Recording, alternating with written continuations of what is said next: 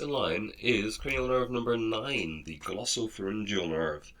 So the glossopharyngeal nerve emerges from the lateral aspect of the medulla and then passes anterolaterally, as you can see here, so forwards and laterally to the side, to then pass through the jugular foramen. This is how it leaves the cranium.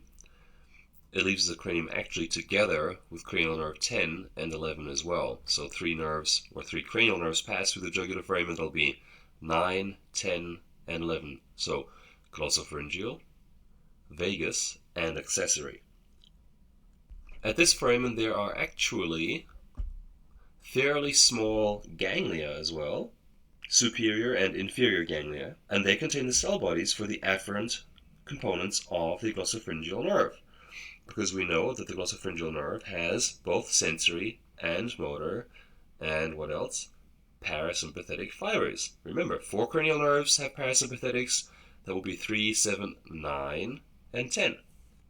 The glossopharyngeal nerve will actually follow the stylopharyngeus muscle a little bit that we can see here, which is also supplied by this nerve, and then it'll pass between the superior and the middle pharyngeal constrictors. Remember, you have 3 constrictors or pharyngeal constrictors, and it passes in a gap between the superior and the middle pharyngeal constrictors. And that is the way how it reaches the oropharynx and the tongue. Because as you might recall from the facial nerve earlier, the facial nerve contributes the special sensory fibers to the anterior 2/3 of the tongue.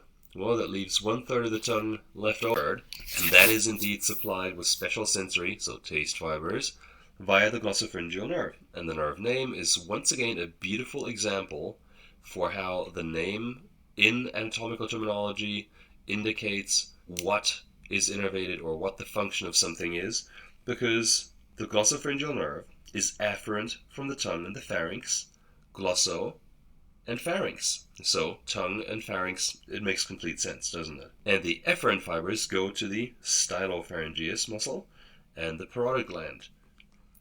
Because you might also recall that the glossopharyngeal nerve is the one that supplies the parasympathetic fibers for the parotid gland, right? So glossopharyngeal nerve is here, the parotid gland is here, and the secretomotor fibers to the parotid gland hitch a ride on the auriculotemporal nerve, which is a branch of cranial nerve 5, the mandibular division, and then they reach the parotid gland.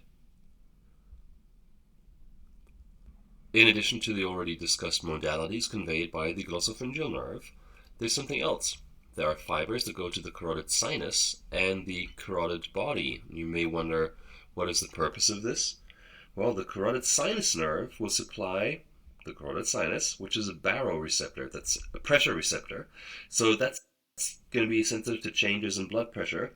And the carotid body, which is, in that case, a chemoreceptor, which is sensitive to the blood gas, so oxygen and carbon dioxide levels. It's a good place to have it as well, because it's right here at the junction of the internal and external carotid artery. So we always have blood that has come basically directly from the heart. Remember, you have from the heart through the aortic arch, then you have through the brachiocephalic trunk on the right side, and on the left side you have the left common carotid artery directly coming off.